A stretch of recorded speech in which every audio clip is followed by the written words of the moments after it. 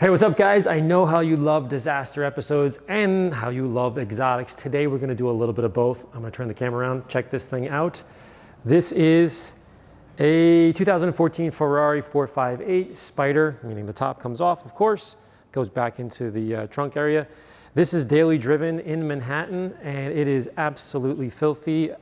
Look at the water spots, there's stains everywhere. The interior's got some junk going on there, and then of course the bra, this is going to get removed, but look at the swirls even on the bra and off the bra.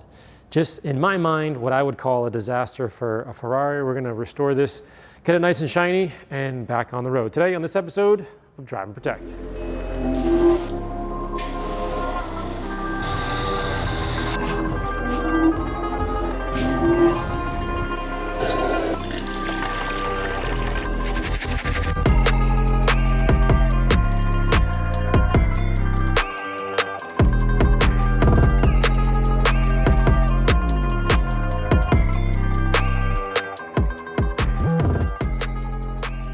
Step one is to remove the old swirled out bra. Notice the space between the edge of the panel, in this case the hood, and the edge of the bra. So this is about 1/8 of an inch of space or so. Now this is commonly found in pre-cut quick kits to avoid having to do some extra work of heating, or what we call training the bra to go around the edge of the panel so that it goes all the way underneath. It's much more work, but you can't see the edge of the bra like you can see on this original one. Not to mention, there's no protection around your edges, so be sure to ask about this nuance should you be getting a clear bra on your car in the future. Anyhow, to remove the bra, I usually use a heat gun, but it can be tricky. By the way, look at the fresh paint underneath the bra versus the exposed paint. It's a night and day difference. Now, with older bras and the heat gun technique, you can leave behind a bit of glue residue, which requires glue remover or a solvent. Sometimes glue is easier to remove than others, but this one turned into a massive time-consuming mess, and that's because my technique wasn't exactly perfect.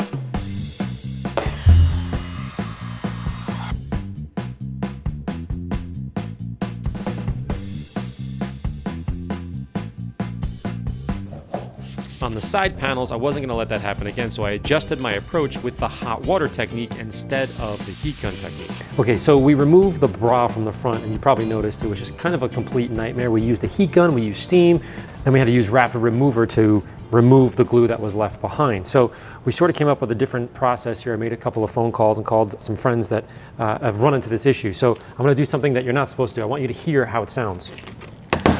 You hear that? That's not a good thing. That means the glue is sticking to the paint as you're removing it. Now the idea is to heat it up a little bit, but it doesn't necessarily work all that great. So what I found out is we're gonna be boiling water is a really good technique. I put it in this plastic container because you don't wanna have the kettle kind of going here.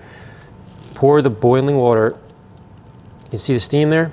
And look how this comes off now. When you get to the area that isn't warm anymore, see how it's not coming off? So if I were to force this, the glue from the back of the bra would stick to the paint again, like I did here. We'll zoom in a second, but there's glue left over. Now I have to spend the extra time to remove the glue. Again, time is money sort of thing. So heat it up, and this is really, really hot, almost to the point I can't hold it. Just don't get it on your hand because it's hot. Whoa!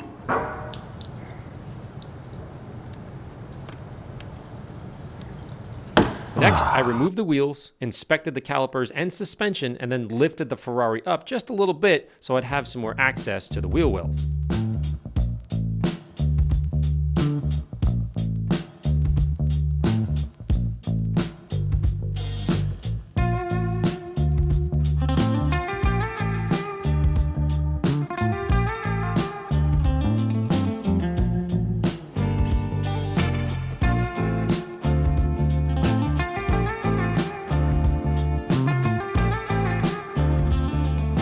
Once done with the calipers and suspension, I inspected the undercarriage and found a leaf. And you guys know what that means? Up the lift goes. After the first coat of Brute was on the under tray, you can see it's starting to loosen the oil and the grime before I came in with a brush to agitate the tight spots and then eventually just power wash the dirt and grime away.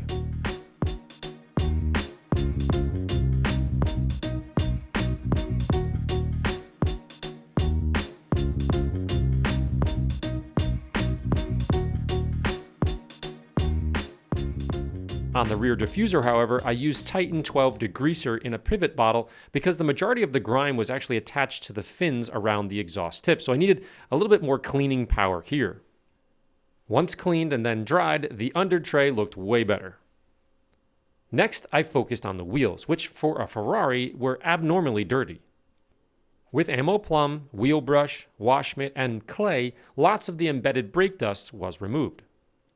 You of course can use clay on your wheels, but that clay patty can never be used again on the paint, so keep that in mind.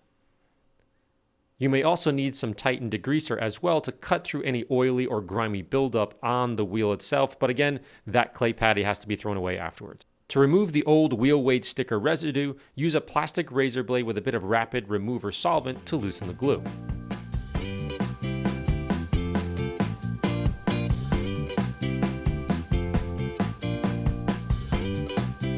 Hey guys, real quick, I'm excited to introduce you to a detailing video game and simulator based on my barn find episodes. In this simulator, you'll walk a barn full of lost cars and discover some of the rarest pieces of automotive history. Then you can pick your favorite car, just like the Mercedes 280 SL episode. Once you find that dream car, then you can buy it and bring it back to your detailing studio, where you'll find lost treasures, shampoo disgusting mats, steam clean the interior, power wash and foam the paint, and then clean the wheels, all while using your favorite AMMO products and tools. Afterwards, pick your pad and polisher to restore the faded and oxidized paint before checking over your work with a paint light. Then clean up the chrome and any last touch-ups before the auction at carsandbids.com. When it sells, use the profits to upgrade your detail studio, then head back to the barn and negotiate for your next dream car. Click the link in the description to add it to your wish list on Steam. Next, I power washed the paint but noticed leftover dots of glue from the clear bra removal. All of this glue residue chaos could have been avoided if I just used the hot water technique instead of the heat gun, but I removed them with the power of the warm water and the pressure, and everything was fine. It was just kind of a waste of time. Once every last bit of glue was removed, I foamed everything and worked the tight spots first on the emblems, the grills, the engine, gas door, and trunk jambs.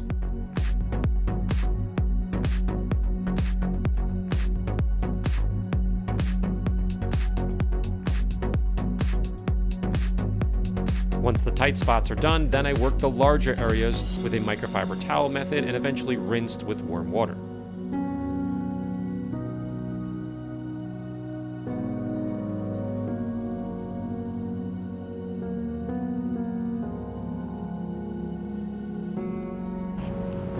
Now, as some of you may have noticed over all my videos, sometimes I clay before I polish and sometimes I don't. So here's the thought process. Right around here, not the top, but right around here needs to be clayed. Listen, kind of hear that? I'm putting my microphone. Sometimes I do, sometimes I don't. In this particular case, I'm doing it now. Why? Because the paint is black, because it tends to be a little bit softer Ferrari, based on my experience, let's just say. When you pick up a lot of that junk in the microfiber cutting pad, what's gonna happen is it's gonna get stuck in the pad and then scour the paint, and I'm gonna have a lot of trouble on the back end when I'm polishing, maybe in a couple of hours, that I can't make it perfect. And a lot of times that has to do with the fact that there's contaminants. So let's say on a white car, on a not a Ferrari, an Audi or something, or a Porsche, I might go, you know what, I'm gonna skip this step, save some time, and I'll take it out with the microfiber cutting pad. But in this case, because it's black, because it's a Ferrari, because they tend to be soft, I'm gonna clay it now. Hopefully that makes sense.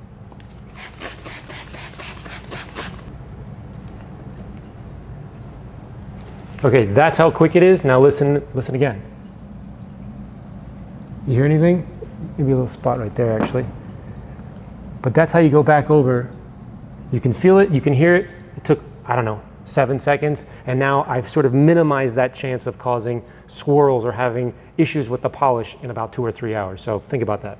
After the claying and re-rinsing, I used compressed air and a microfiber towel to dry the paint and the tight spots. I'm also wearing ear protection because the sound, for whatever reason, bounces off the floor and the walls, and it's really ear-piercing. With the outside clean and decontaminated, I decided to switch gears and work on the interior, as it wasn't filthy compared to, let's say, a barn find or whatever, but definitely on the dirtier side for a modern Ferrari. On the dead pedal, notice the leftover glue residue from the original factory plastic. Rapid remover and a bit of agitation took it right off.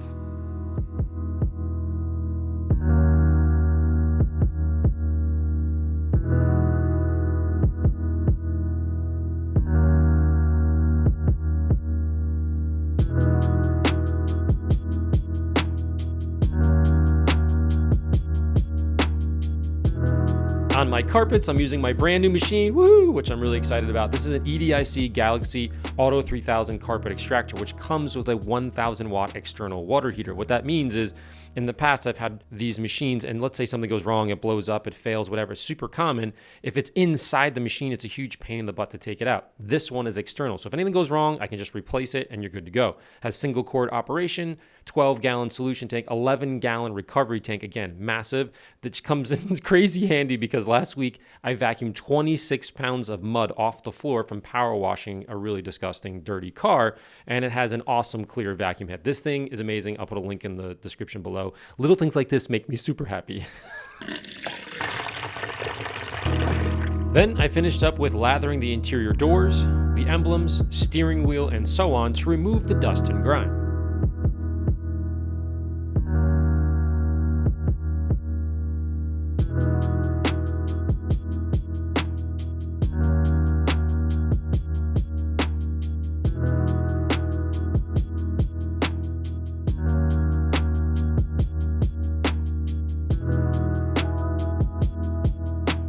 With the interior drying a bit, I focused on polishing the lug bolts with Flitz metal polish.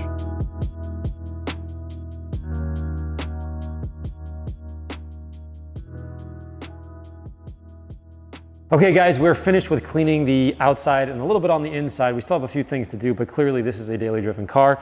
The paint itself is swirled and scratched. There's no doubt about that. I think it's drives through a tunnel wash. I'm not exactly sure, but regardless, we need to polish the paint. So what I've done is 3 separate panels here. The first one, I did yellow, this one right here, the yellow liquid from Rupes with a yellow foam pad. It looks great, meaning it finished out well, but if you look very close, a lot of the deeper scratches didn't come out. Okay, so what I did was bumped up to the next level. We have a blue liquid instead of the yellow blue, and then the blue foam pad.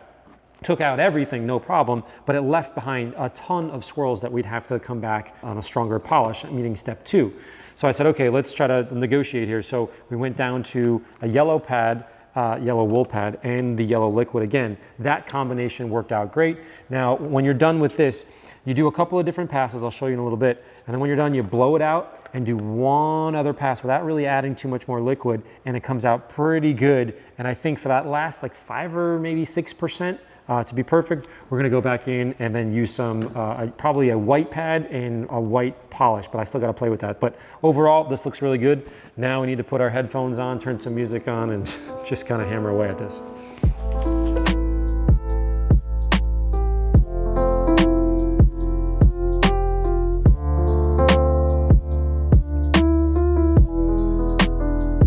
When I was done the next day, I focused on 1-inch polishing the calipers before coating with my new wheel coating called Gelée Pro. Now I'll have a link to a how-to video coming soon, but for now, know that it has way more solids designed for metals in high heat areas like calipers and wheels and exhaust tips. Again, I'll have more info coming soon. I also noticed the hub was corroded a bit, so I used Scotch-Brite stainless steel to clean up the heavy stuff before hitting it with 3M's 800 grit by hand to knock down the Scotch-Brite marks I just put in. Then I followed up with polishing roux and a felt pad on a power tool before using Flitz by hand to add a little bit more shine, which was totally unnecessary, but it took 2 seconds, so whatever, why not?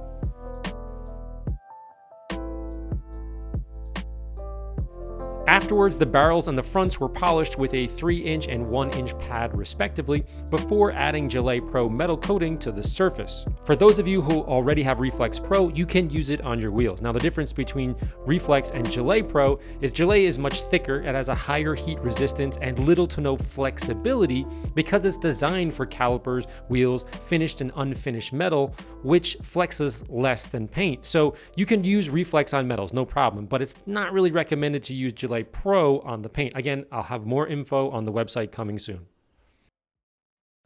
Once done, I replaced the clear bra on the full hood. Again, never do half hoods as it costs basically the same amount as doing a full hood, but the full hood is virtually invisible while the half hood is very visible with that line going across.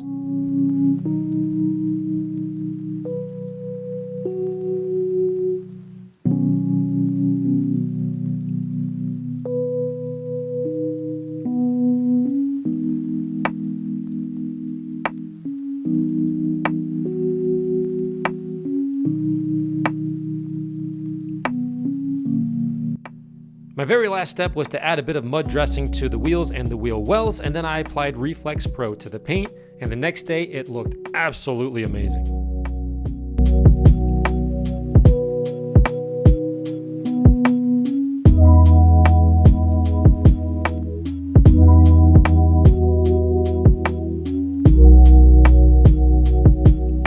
Well guys, we're all done, and you can see the car looks absolutely insane. Now, clearly from a disaster perspective, there weren't any dead animals and things like that, but from a Ferrari daily driven sort of detailing nerdy perspective, yeah, this thing was pretty bad. Definitely taken through some car washes, but now it looks amazing. When you have a black car and you put Reflex Pro on, it looks nuts. Now, one of the things I'm doing, we did that last night, by the way. So this morning, it's early, probably like 9 o'clock. I am putting a little bit of reboot on. Why? Because we're figuring out we have a fan up top there, and sometimes we leave that fan on to keep the heat down here because it's 3 levels.